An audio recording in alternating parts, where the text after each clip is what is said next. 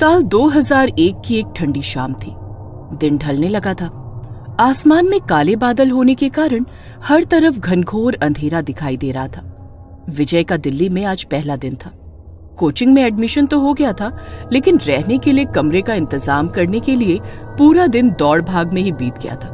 बड़े शहर के अच्छे कॉलेज और कोचिंग में एडमिशन जितनी आसानी से मिल जाता है, बैचलर लड़कों को कमरा उतनी ही मुश्किल से मिल पाता है। विजय अभी रात बिताने के बारे में सोच ही रहा था कि अचानक एक बार फिर से जोरदार बिजली कड़कती है और विजय अपने ख्यालों से बाहर आ जाता है। वैसे तो दिल्ली में आमतौर पर हर तरफ भीड़ नजर आती है, लेकिन ये आउटर दिल्ली का इलाका था। जिस बस स्टॉप पर खड़ा वो बस आने का इंतजार कर रहा था, वहां आसपास कोई भी नजर नहीं आ रहा था। मौसम लगातार बिगड़ता जा रहा था और दूर दूर तक इंसान का कहीं कोई नाम और निशान नजर नहीं आ रहा था। अचानक ही विजय को अपने पीछे किसी के होने का एहसास होता है। विजय पलटकर देखता है तो पाता है वहां पर जीन्स और कुर्ती पहने एक लड़की खड़ी हुई है। विजय कुछ देर तो चुपचाप खड़ा हुआ बारिश की बूंद को निहारता रहता है, फिर लड़की की तरफ देखकर कहता है, इतनी रात को आपको अकेले नहीं निकलना चाहिए था। मौसम भी खराब है। आपको अपने घर से किसी को बुला लेना चाहिए था। बस तो पता नहीं मिलेगी या नहीं। विजय के बात करने पर लड़की भी एक नजर विजय की ओर देखती है और उसके बाद फिर से चुपचाप खड़े होकर सड़क की ओर देखने लगती है। विजय को लड़की का ये बिहेवियर थोड़ा अटपटा सा लग रहा था, इसलिए आगे कुछ भी कहे बिना विजय भी चुपचाप सड़क की तरफ देखने लगता है।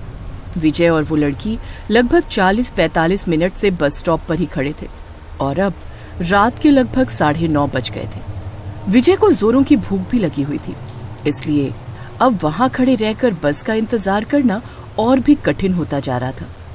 मुझे नहीं लगता इस रूट से कोई भी बस जाने वाली है। तुम दिल्ली के नहीं लगते? कहाँ के रहने वाले हो? हाँ, मैं एक्चुअली जौनपुर से आया हूँ। यहाँ पर यूपीएससी की तैयारी करने के लिए कोचिंग में एडमिशन लिया है। फिलहाल रहने का इंतजाम नहीं हो पाया, इसलिए बस कमरे की तलाश में ही लौटते हुए देर हो गई। तो कहाँ जाओगे अब? अब देखता हूँ, रेलवे स्टेशन के पास किसी लॉज में रुक जाऊंगा। तुम्हें रहने के लिए जगह की जरूरत है? वैसे मेरी सोसाइटी में फ्लैट खाली है, अगर तुम्हें जरूरत हो तो मैं हेल्प कर सकती हूँ। ओके, अब कहाँ रहती हैं आप? बस यहाँ से कुछ दूर पर मेरा फ्लैट है, मैं वहाँ रेंट पर रहती हूँ। आप चलिए, मैं आपको अपना फ्लैट दिखा देती हूँ। अब इतनी रात को चलना ठीक होगा क्या? आप मुझे एड्रेस दे दीजिए, मैं सुबह आता हूँ ना। ये दिल्ली है, यहाँ कभी रात नहीं होती। और तुम कौन सा लड़की हो जो घबरा रहे हो? वैसे भी यहाँ बस स्टॉप पर रात बिताना सेफ नहीं है। सामने ही कब्रिस्तान है। कई बार लोगों को पैरानॉर्मल एक्सपीरियंस हुए। भूतों पर तो विश्वास करते होंगे ना तुम? कभी महसूस किया है आधी रात को सन्नाटे के बीच किसी की प्रेजेंस को? क्या आप भी? ये भी कोई वक्त है मजाक का? विजय कुछ पल के लिए सोचता है और फिर लड़की के साथ चलने के लिए तैयार हो जाता है। तुम नजदीक में ही रहती हो, फिर आधी रात तक बस स्टॉप पर क्यों खड़ी थी? तुम तो आसानी से वॉक करके जा सकती थी ना। मैं बस अपनी सहेली का इंतजार कर रही थी, लेकिन लगता है अब वो नहीं आएगी। अपने बॉयफ्रेंड के साथ ही रुकेगी आज। वैसे भी मैं किसी से नहीं डरती। दिशा नाम है मेरा, बरेली की रहने वाली हूँ। कुछ दूर तक पैदल चलने के बाद विजय और दिशा एक पुरानी सी कॉलोनी के पास पहुंच गए थे। ये कोई सरकारी कॉलोनी नजर आ रही थी। कॉलोनी के एंट्रेंस पर एक लोहे का बड़ा सा दरवाजा था, जिसका पेंट जगह जगह से उखड़ा हुआ था। कॉलोनी बड़ी पुरानी और सुनसान लग रही है, थोड़ी अजीब नहीं है? तुम यहाँ रह लेती हो? हाँ, यहाँ ज्यादा लोग नहीं रहते, खाली हैं काफी मकान। ये 3 नंबर वाला मकान खाली है, तुम चाहो तो आज वहीं रुक जाओ। मैं भी यहीं आगे जो 2 मकान छोड़कर घर दिख रहे हैं ना, वहां रहती हूँ। पूरी कॉलोनी अंधेरे में डूबी हुई थी। हर तरफ सन्नाटा था और झिंगुरों की तीखी सी आवाज के अलावा वहां कोई आवाज सुनाई नहीं पड़ रही थी। दिशा को हाथ से बाय करते हुए विजय 3 नंबर वाले मकान का दरवाजा खोलकर अंदर जाता है और जैसे ही लाइट्स ऑन करता है, उसे अपने सामने दिशा खड़ी हुई दिखाई देती है। दिशा, तुम तो चली गई थी ना, अंदर कैसे आई तुम? अरे, तुम्हारे साथ ही तो अंदर आई हूँ। अंधेरे में ध्यान नहीं दिया तुमने। अच्छा सुनो, यहाँ पर एक बेड भी है, 1 हफ्ते पहले ही खाली हुआ है। ये रूम अभी रहने लायक होगा। तुम्हारे पास रहने की जगह नहीं है, इसलिए आज रात तुम यहीं सो जाना, सुबह मिलते हैं। विजय कभी सोच भी नहीं सकता था कि दिल्ली जैसे अनजान शहर में पहले ही दिन कोई खूबसूरत लड़की उसे मिल जाएगी और उसकी इतनी मदद भी करेगी। रात बिताने के लिए विजय अंदर जाकर बेड पर लेट जाता है। अगले दिन सुबह उसके सोकर उठने के कुछ देर बाद ही दिशा उसे नजर आती है। तुम अपनी कोचिंग हो आओ, अब इस घर से कोई तुम्हें निकाल नहीं पाएगा। तुम निश्चिंत होकर यहाँ रह सकते हो। लेकिन किराया? फ्लैट मेरे जानने वाले का ही है, तुम चाहो तो मुझे ही किराया दे देना, मैं दे दिया करूंगी। विजय को एक खूबसूरत लड़की का अपने लिए कंसर्न बहुत अच्छा लग रहा था। मैं बैंक की कोचिंग करती हूँ, दोपहर में 2 घंटे के लिए जाती हूँ, उसके बाद जब चाहे मुझसे मिलने आ सकते हो। मेरा फ्लैट नंबर 6 है। एक बात का ख्याल रखना, यहाँ पर आउटसाइडर्स अलाउड नहीं है। किसी बाहर वाले को इस कॉलोनी में लेकर कभी मत आना। और हाँ, कॉलोनी के लोगों को भी डिस्टरबेंस बिल्कुल पसंद नहीं है, इसलिए कभी भी किसी का दरवाजा मत खटखटाना। ओके। विजय को दिल्ली रास आ गई थी।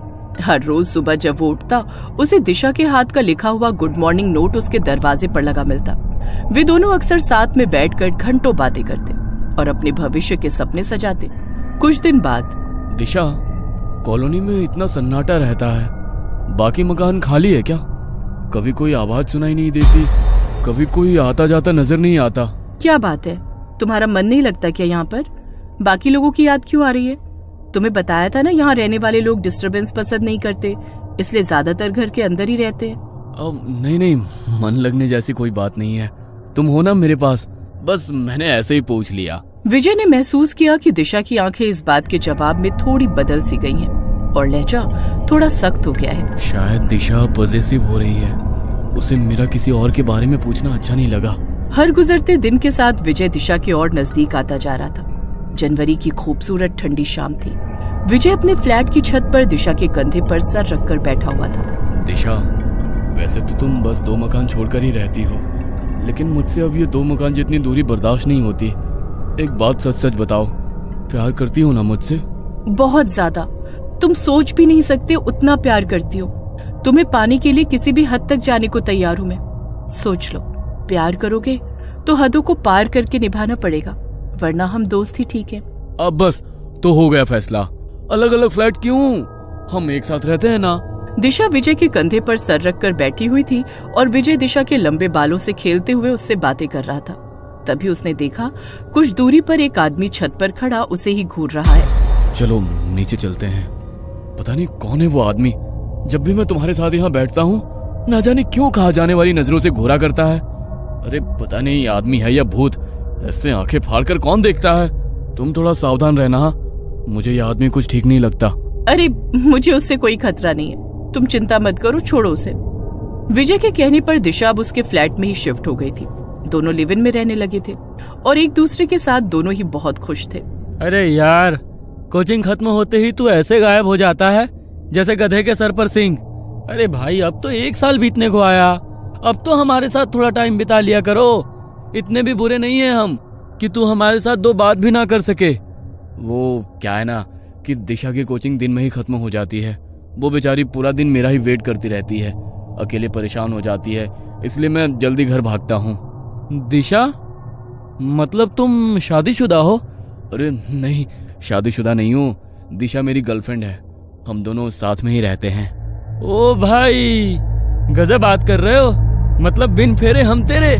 तब तो मिलना पड़ेगा भाई भाभी जी से। देखो, हमारे जैसे बेरोजगार बंदे पर इतना भरोसा करने वाली लड़की से एक मुलाकात तो बनती है, क्यों? मोहन की बात सुनकर विजय उसे अपने साथ कमरे पर ले जाने के लिए तैयार हो जाता है। सोसाइटी के गेट पर पहुंचकर मोहन देखता है कि सामने एक पुरानी सी टूटी फूटी खंडहर नुमा सोसाइटी दिखाई दे रही है। सोसाइटी में अंदर जाने के लिए एक गेट है जिस पर झाड़ियां लिपटी हुई हैं। अध खुले गेट से अंदर जाते हुए मोहन हैरानी से चारों ओर देख रहा था। तुम इस सोसाइटी में रहते हो? मजाक कर रहे हो ना मेरे साथ? सुबह से मजाक करने के लिए मैं ही मिला हूँ क्या तुम्हें?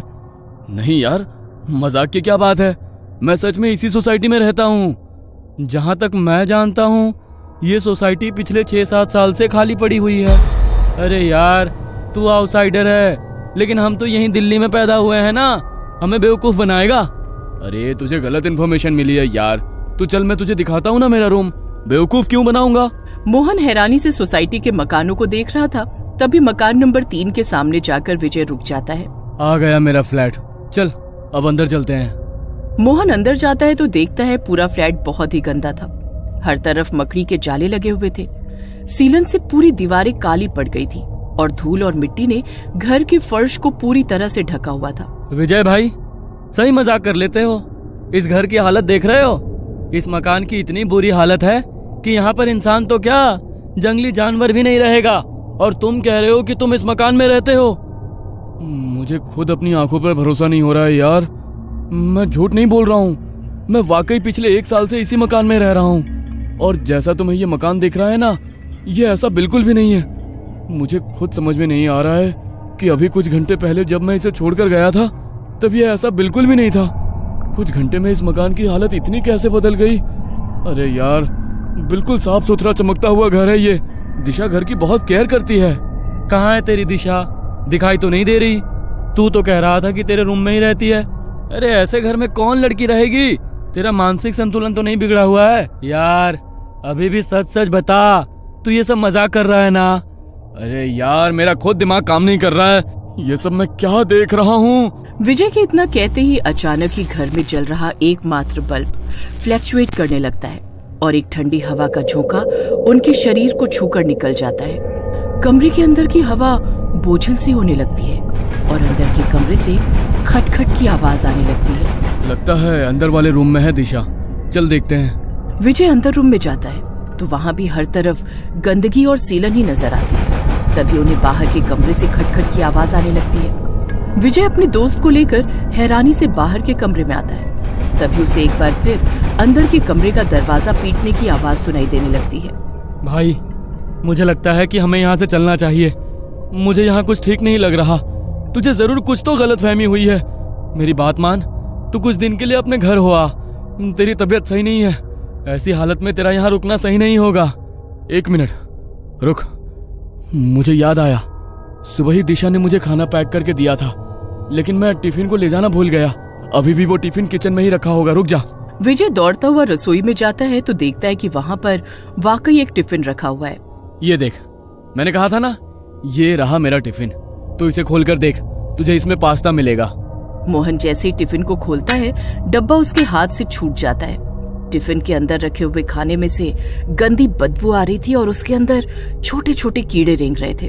अच्छा चल, एक बार पड़ोसी से पूछकर देखते हैं। विजय और मोहन बारी बारी से सारे मकानों पर जाते हैं, लेकिन सभी मकानों की हालत बिल्कुल एक जैसी थी। सभी मकान खाली थे और उनमें गंदगी के सिवा कुछ नजर नहीं आता था। अब मैं तुझे कैसे यकीन दिलाऊं? मैं झूठ नहीं बोल रहा हूँ। ये सब साजिश है मेरे खिलाफ, लेकिन मैं कोई बेवकूफ नहीं हूँ जो ऐसा ही फंस जाऊं। तू अभी रुक, वो सामने कॉलोनी दिखाई दे रही है ना, वहां पर एक आदमी रोज मेरी दिशा को घूर घूर कर देखता था। तू चल, वो बताएगा तब तो तू मानेगा ना कि दिशा और मैं इसी फ्लैट में रहते थे। मोहन विजय के चेहरे पर एक अजीब सी बेचैनी महसूस कर पा रहा था। ऐसा लगता था वो किसी भी पल बस रो पड़ेगा। विजय का मन रखने को मोहन उसके साथ सामने वाली कॉलोनी में जाकर एक घर का दरवाजा खटखटाने लगता है। कुछ ही मिनटों में एक सांवला सा बड़ी बड़ी मूंछों वाला व्यक्ति दरवाजा खोलता है। यही है वो। सर प्लीज सच सच बताइए, आप मुझे जानते हैं या नहीं? विजय की बात सुनकर उस आदमी ने एक नजर विजय को ऊपर से नीचे तक देखा और फिर उसके चेहरे के भाव बदलने लगे। बताइए ना sir, this is very important. अरे शर्म आ रही है इस इंसान को ये बात कबूलने में कि हर रोज ये एक प्रेमी जोड़े को छिप छिप कर देखता था। इतना ही नहीं, मैंने इसकी नजर में दिशा के लिए कुछ अलग ही महसूस किया है। अरे पागल हो क्या तुम? आज तक तो बस मुझे शक था, लेकिन आज यकीन भी हो गया कि सिरफिरे हो तुम। यह लड़का रोज सामने जो डीडीए के खाली फ्लैट पड़े हैं ना, उसकी छत पर बैठकर पता नहीं अकेले में क्या बड़बड़ाता रहता था। ऐसे बिहेव करता था जैसे ये किसी के साथ बैठा हो। अकेले में ही हंसता, बड़बड़ाता और फिर कई बार मेरी तरफ देखकर गुस्से में मुंह फेरकर नीचे चला जाता। मुझे तो ये कोई सरफिरा पागल ही लगता था जो उन खाली पड़े खंडहरों की छत पर ना जाने क्या करने जाता था। मुंह बंद करो अपना, झूठ बोलता है ये। तूने मुझे देखा लेकिन दिशा नहीं दिखाई दी तुझे? अरे मैं रोज उसके साथ ही जाता था छत पर। भाई इलाज कराओ इसका। विजय, दिशा कोई है ही नहीं, किसी ने नहीं देखा है आज तक उसे। तू संभाल खुद को यार, इस बारे में जितना सोचेगा ना उतना ही खुद को परेशान करेगा। देख, मैं तेरा दोस्त हूँ, तेरा बुरा नहीं चाहता। इस समय तू बस कुछ दिन के लिए अपने घर चला जा और घर जाकर अपनी फैमिली को सब सच सच बता देना। जो कुछ तूने इतने दिन अपनी आंखों से देखा वो कुछ और नहीं, बस एक छलावा था। हम तेरे दुश्मन नहीं हैं और ये अंकल भी वही कह रहे हैं जो उन्होंने देखा है। विजय को कुछ समझ नहीं आ रहा था कि जो कुछ वो अब देख रहा है वो झूठ है या जो पिछले 1 साल से उसने देखा या जिया है वो झूठा था। अपने आप को ये समझा पाना कि पिछले 1 साल से वो एक भ्रम, एक छलावे में जी रहा था, विजय के लिए आसान बिल्कुल भी नहीं था। विजय को सब कुछ घूमता हुआ सा नजर आ रहा था। विजय भाई, जिस जगह को तुम अपना कमरा बता रहे हो ना, वो रहने लायक स्थिति में बिल्कुल भी नहीं है। तुम ऐसा करो, मेरे साथ मेरे कमरे में चलो, वहीं से अपने गांव के लिए निकल जाना। विजय ने हाँ में गर्दन हिलाई और उसके बाद मोहन उसे अपने साथ अपने कमरे पर ले गया। अगले दिन सुबह ही मोहन ने उसे उसकी गांव जाने वाली बस में बिठा दिया था। मोहन अपने गांव जरूर आ गया था, लेकिन जैसे अपने आप को ही भूल गया था। वो हर समय बस अकेले में बैठा पेंसिल से एक चेहरा बनाने की नाकाम कोशिश करता रहता। विजय को अपने गांव लौटे 1 महीने का समय बीत गया था। घर में सभी लोग उसे समझा समझा कर थक गए थे कि दिशा बस उसके मन का वहम था और कुछ भी नहीं। लेकिन विजय उनकी बात मानने को तैयार नहीं था। ना तो अब उसका पढ़ाई में मन लगता था और ना ही वो किसी से बातचीत किया करता। इसी बीच एक सरकारी नौकरी में उसका चयन हो जाता है। विजय नौकरी ज्वाइन कर लेता है। काम के दबाव और गुजरते समय के साथ वो धीरे धीरे सामान्य होने लगता है। आज फिर 20 दिसंबर था, वही दिन जब पहली बार विजय दिशा से मिला था। न जाने क्यों आज विजय को बार बार दिशा का ख्याल आ रहा था। देर रात उसे ऐसा लगा जैसे दिशा उसे आवाज लगा रही है। विजय ने उठकर कमरे के बाहर देखा, लेकिन बाहर कोई नहीं था। अचानक एक बार फिर उसे छत के ऊपर से दिशा की आवाज सुनाई देती है। विजय पागलों की तरह दौड़ते हुए छत पर पहुंचता है तो देखता है सामने दिशा खड़ी उसे देखकर मुस्कुरा रही है। विजय दौड़कर उसका हाथ थाम लेता है। तुम आ गई दिशा, मुझे पता था तुम हो। कहाँ चली गई थी मुझे छोड़कर? चलो मैं सबको तुमसे मिलाता हूँ। विजय की बात सुनकर एकाएक दिशा विजय का हाथ छोड़ देती है और धीरे धीरे अपने कदम पीछे की ओर बढ़ाने लगती है। छत के आखिरी छोर पर पहुंचकर दिशा ने एक कदम और पीछे की ओर बढ़ाया और छत से नीचे लुढ़क गई। विजय के मुंह से एक जोरदार चीख निकली और वो पसीने में लथपथ बिस्तर से उठकर बैठ गया। इतने दिनों के बाद अचानक दिशा का ख्याल आया। ये क्या हो रहा है मेरे साथ? विजय की आवाज सुनकर उसकी माँ दौड़ती हुई उसके कमरे में आती है। क्या हुआ बेटा, सब ठीक है ना? हाँ मैं ठीक हूँ माँ, आप सो जाओ। मैंने साफ सुना ये दिशा कहकर चिल्लाया था। जरूर वो चुड़ैल इसके सपने में आई होगी। अगले दिन सुबह, बेटा देख तो एक रिश्ता आया है तेरे लिए। बरेली की लड़की है, अच्छी लग रही है हमें तो। तू देखकर बता न कैसी है। और देख बेटा, जब तक तू जीवन में आगे नहीं बढ़ेगा ना, वो अतीत के बुरे ख्याल तुझे ऐसे ही सताते रहेंगे। ठीक है माँ, जैसा आप ठीक समझो, मुझे मंजूर है। विजय के हाँ बोलने पर जल्द ही विजय की पूरी फैमिली सगाई के लिए दृष्टि के घर पहुंच जाती है। जाओ बेटा, दामाद जी को घर दिखा कर ले आओ। दृष्टि विजय को ऊपर का फ्लोर दिखाने ले जाती है। ऊपर के कमरे में जाकर एकाएक एक तस्वीर को देखकर विजय के पांव वहीं जम जाते हैं। अरे क्या हुआ? ये मेरी दीदी दिशा की तस्वीर है। 5 साल पहले पढ़ाई करने के लिए दिल्ली गई थी। वो किसी लड़के से प्यार करती थी, लेकिन उसने धोखा दिया और उन्हें छोड़कर चला गया। दीदी इंतजार करती रही उसका, लेकिन जब वो लौट कर नहीं आया तो उन्होंने हताश होकर आत्महत्या कर ली। मौत हो गई है इनकी? कब? मतलब कब हुई? 4 साल पहले, लेकिन वो हमारे आसपास ही हैं। मैं अपनी दी को महसूस कर सकती हूँ। बहुत गहरा बॉन्ड था हम दोनों में। क्या हुआ, आप ठीक तो है ना? प्लीज नीचे चलें, मुझे कुछ ठीक नहीं लग रहा। पता नहीं ये इत्तेफाक था या कुछ और। दिशा की बहन दृष्टि से ही विजय की सगाई हुई थी। विजय बहुत बेचैनी महसूस कर रहा था, लेकिन चाहकर भी किसी को कुछ कह नहीं पा रहा था। और कहता भी तो कौन यकीन करता उसकी बात पर। यूं ही बेचैनी में महीने भर का समय बीता और शादी का दिन भी आ गया। शादी के बाद दृष्टि विजय के कमरे में बैठी घूंघट में चेहरा छिपाए उसका इंतजार कर रही थी। कमरे में विजय के कदमों की आहट होती है तो दृष्टि थोड़ा और संभल कर बैठ जाती है। कुछ पलों के बाद विजय दृष्टि का घूंघट उठाता है। मैंने कहा था ना जान, तुम्हारा साथ में मरकर भी नहीं छोड़ूंगी। बहुत लंबा इंतजार कराया तुमने, अब कोई भी हमें अलग नहीं कर पाएगा। इतना कहकर दृष्टि जोर जोर से हंसने लगती है। विजय को पहचानते देर न लगी कि ये आवाज दृष्टि की नहीं बल्कि दिशा की है। कांपते हाथों से वो बिस्तर से उठकर दूर खड़ा हो गया था। दृष्टि की पुतलियां धीरे धीरे सफेद हो रही थी। चेहरा भयावह और निस्तेज दिखाई पड़ रहा था। धीमे कदमों से वो विजय की ओर बढ़ रही थी और विजय कांपते शरीर के साथ जमीन पर गिर गया था। प्यार करती हो ना मुझसे? बहुत ज्यादा। तुम सोच भी नहीं सकते उतना प्यार करती हूँ। तुम्हें पाने के लिए किसी भी हद तक जाने को तैयार हूँ मैं। सोच लो, प्यार करोगे तो हदों को पार करके निभाना पड़ेगा, वरना हम दोस्त ही ठीक है। अब बस, तो हो गया फैसला।